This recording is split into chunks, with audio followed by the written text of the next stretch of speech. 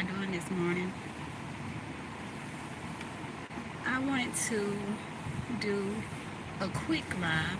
I hope it's gonna be quick, but I know people always try to give this whole thing about, oh, my family love me and I have a support system. I have good support.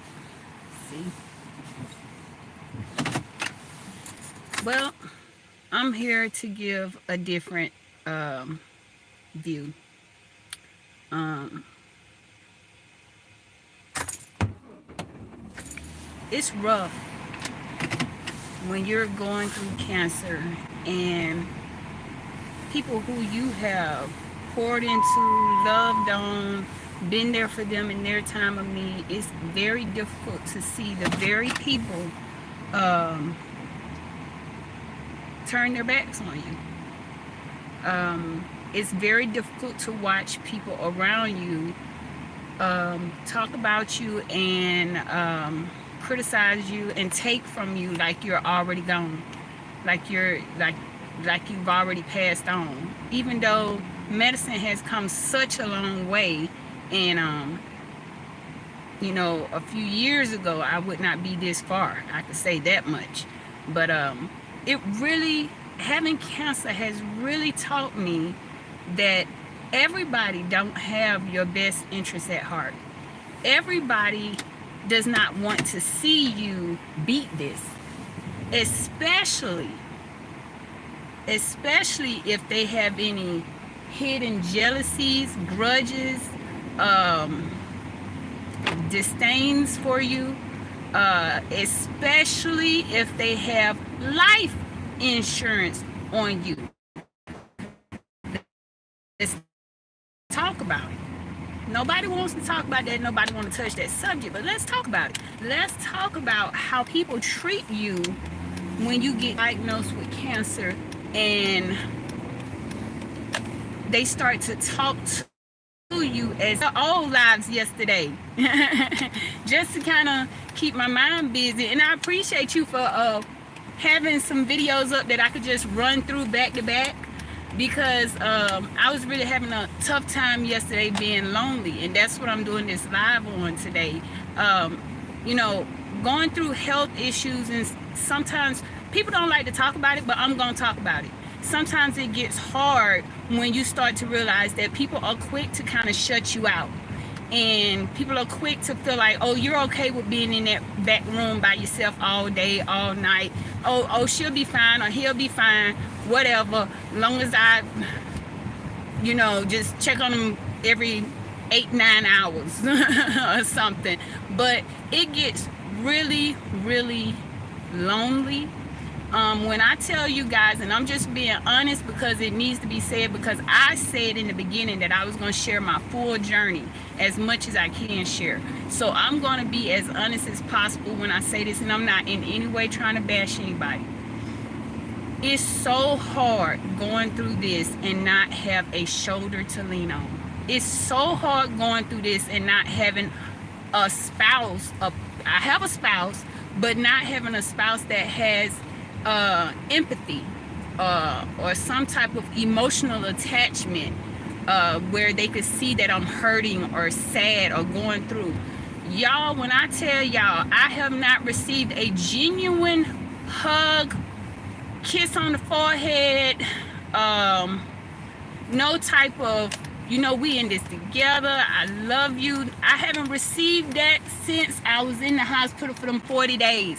And when I got it when I was in the hospital, it was because I mentioned it. I said, you haven't hugged me, and they said my numbers are up, I can get a hug. And I got like a cold hug. And then when I started going through, y'all give me a thumbs up if you can. When I started going through radiation, I knew that I was lacking love in my life when I passed out, and a young man in there caught me and he whispered to me, he said, we got you, we got you. Y'all, I longed for that so much till it broke me. It broke me, having a stranger. And I know that's their job. Their job is to comfort you and to be there for you while you're going through, because radiation is pretty tough on the body, and I try to tell people that.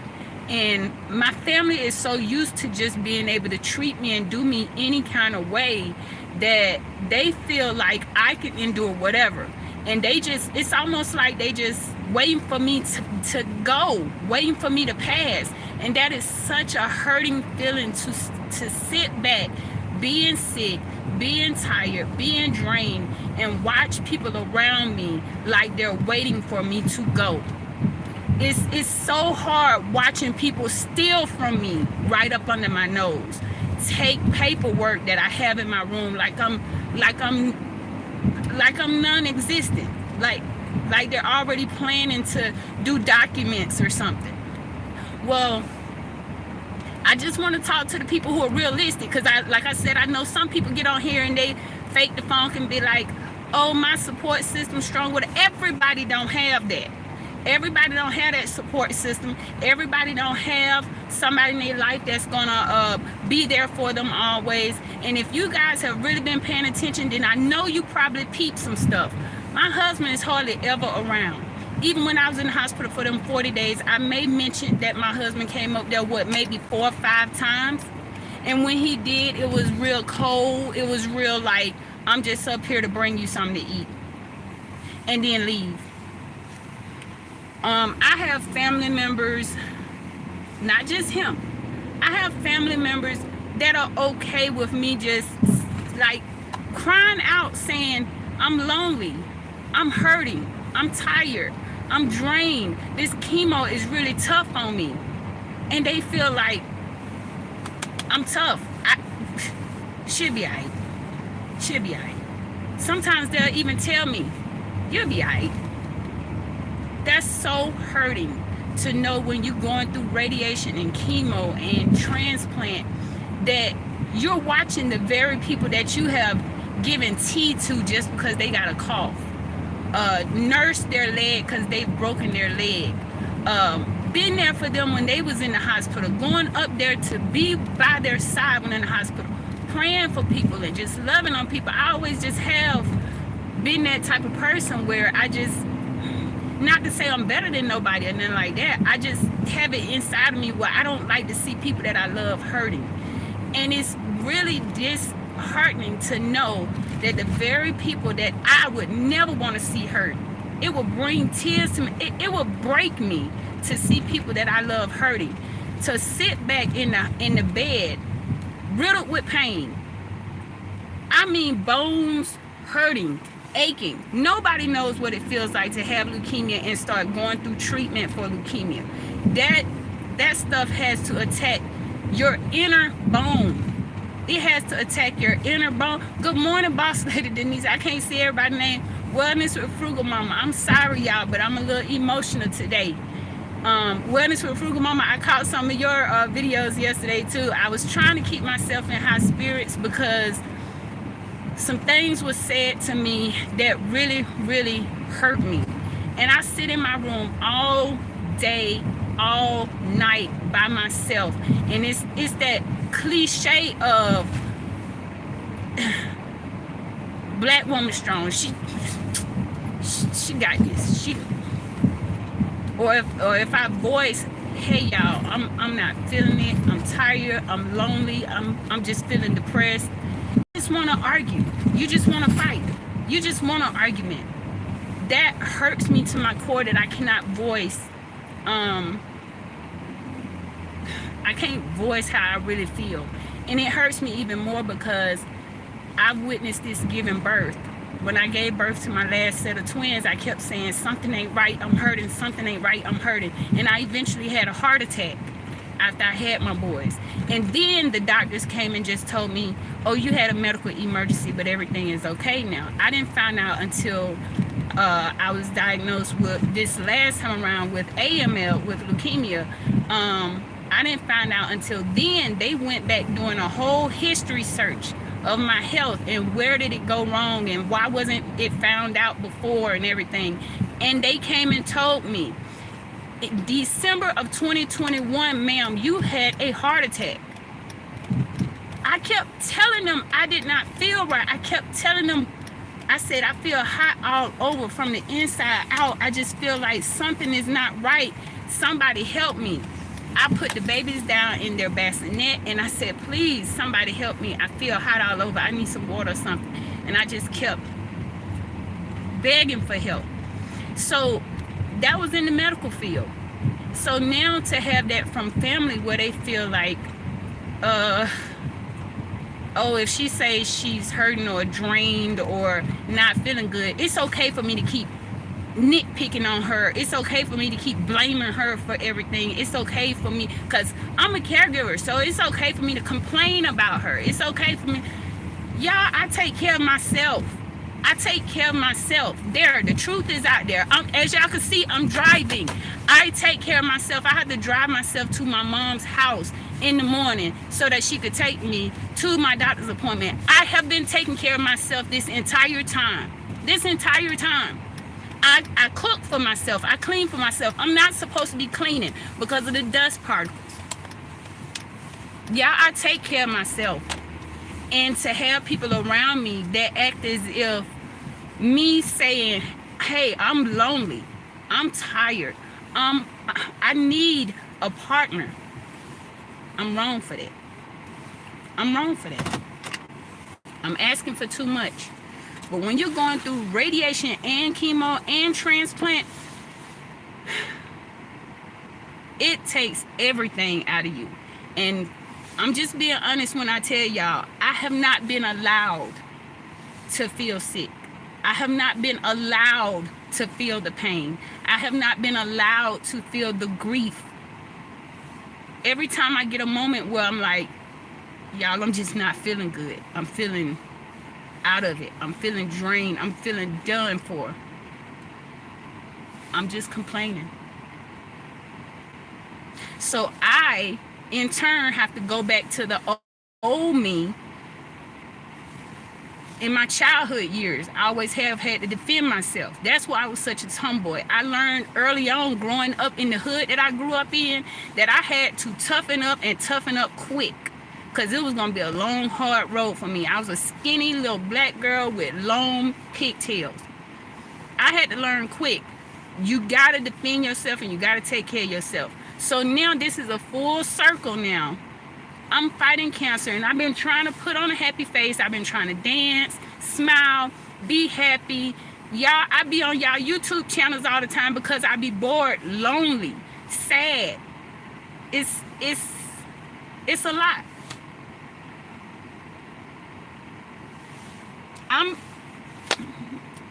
don't want to let it out, but I feel like I have to, because it's getting to the point where it's starting to affect everything now.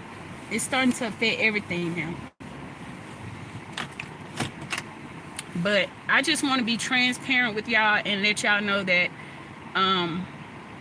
sometimes when I go for 2 or 3 days and I'm not posting anything, sometimes it's not that I'm in pain. Sometimes it's that I'm in sorrow and I'm in grief.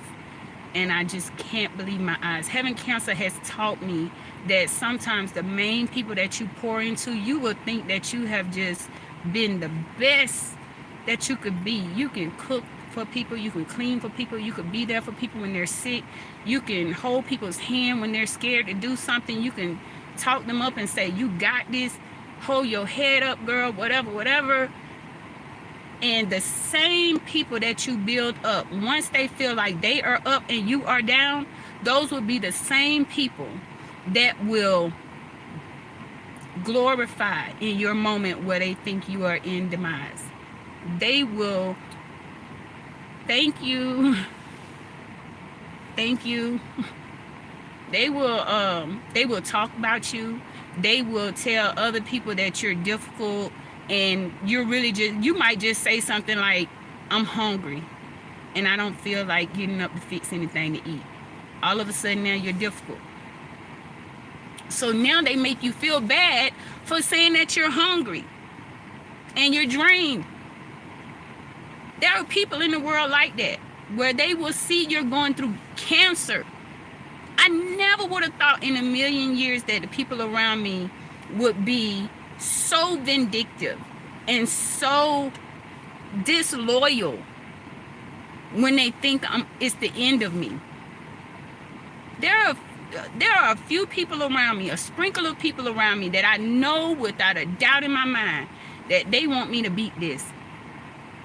My brother and my sister, well, I call her my sis, but my brother and his wife, I know without a doubt in my mind that they want me to beat this, and not only beat it, but be even better after it. Because for a long time I was sick.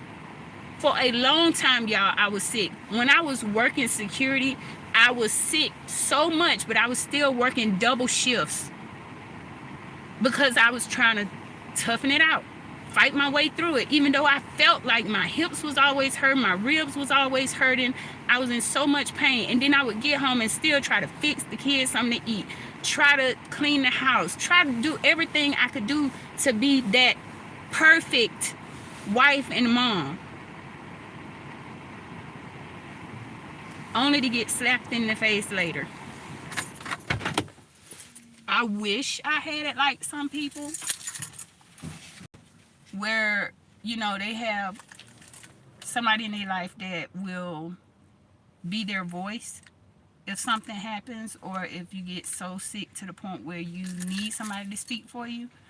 But now I've gotten to the point where I have to ask for new paperwork at the hospital because I don't trust one of the people that I put down on my paperwork to say that what will happen or what can happen if I'm in any state where I can't speak for myself. I had someone to lie on me the very next day after I had my port placed and I had a lumbar puncture. I forgot what you call it, but I had 2 things done to me that evening before they released me from the hospital, only for the next day to have somebody say that I chased them out the house and that I was trying to make them stay in the house, and I was trying to hold them hostage. Yes, that's the name of it, power of attorney. See, I had to fill out a power of attorney before my transplant, and I had to sit in the room with the coordinator and everything. And I thought at the time, my best choices would, of course, be my mom and my husband. That's what I thought at the time. And then when I started going through and those dark days started to set in, well, I really didn't feel good. I mean, y'all, you go through days when you're going through chemo and radiation, and I'm just being very transparent. You have days when you're vomiting. You have days when you have diarrhea. You have days when you're so weak you can barely sit up on the side of the bed. And you have to still shower because you have to get that chemo residue off of you. You're steady leaking chemo when you're sweating at night and everything. So you have to still take a shower and everything. And you have no strength. None. When I tell y'all I started to see how people treat me, I had to toughen up, Buttercup.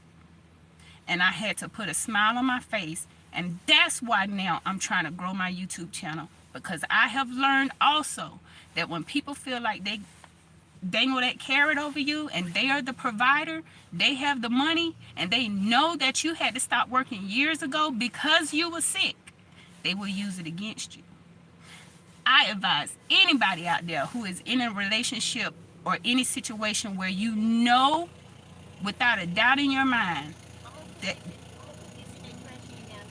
okay, if you know without a doubt in your mind that this person would never do anything to you, still save some money. Have your own and have a plan. Have a plan. I used to have my own, but I was sick for so long that I had to stop working. I had to stop working after I had my boys. That was 3 years ago. I had to stop working 3 years ago. And when I stopped working, I started dipping into my savings. When people know that you have been sick for so long and they know that they have the money, they feel okay with talking to you any kind of way, treating you any kind of way, neglecting you however they see fit. I refuse to be that little lady that sits in the back room by herself and just pass away because nobody cared to take care of her. I'm gonna take care of my damn self, and that's for sure. And that's why y'all see me trying to grow this channel, because by any means necessary, I don't care if I have to YouTube from my sick bed. I am going to monetize this channel and try to make the best of what I can, how I can, because now I see. And I've been seeing for a while, and that's why I've been trying to grow my channel. I just tried to keep it from y'all because I didn't want this to be a deadbeat downer channel. But I saw it a while ago. And now I am determined. I can't do this no more. They will not have me sitting in the back room somewhere, passing away slowly and painfully so that they can get insurance money. No, not this one. Not this one. Not everything I done worked hard for. I done had to kick people out of warehouse. My little tiny self done had to kick grown men out of a warehouse because they done got fired. I done been cussed out and everything, and I'm saving money because I'm trying to be a security guard in a warehouse full of big grown tail men. I done worked too hard to let people watch me pass from cancer because they didn't care for me at all as much as I thought they did. So that's why y'all see me hustling hard and trying my best. That's why y'all see me smiling and dancing, because ain't no devil in hell gonna walk on to Jesus and me, and I mean that. But anyway, until next time, gracias por ver. I got this, and I'm gonna keep on getting it, and y'all got my word that y'all are gonna see more of me. And please understand, I'm trying to grow this channel for a reason. For a reason. I want to touch people, and I want to be a voice for people who have leukemia, but I also want to have something coming in because I'm tired of people holding it over my head that they have and I don't, even though they know I'm fighting cancer. Save your money. Always have a plan. Always have your savings in check. Don't dip into your savings unless you really, really have to. Until next time, y'all, I guess I'm finna watch Wellness. Gracias por ver. Adios. Bye. Uh-oh.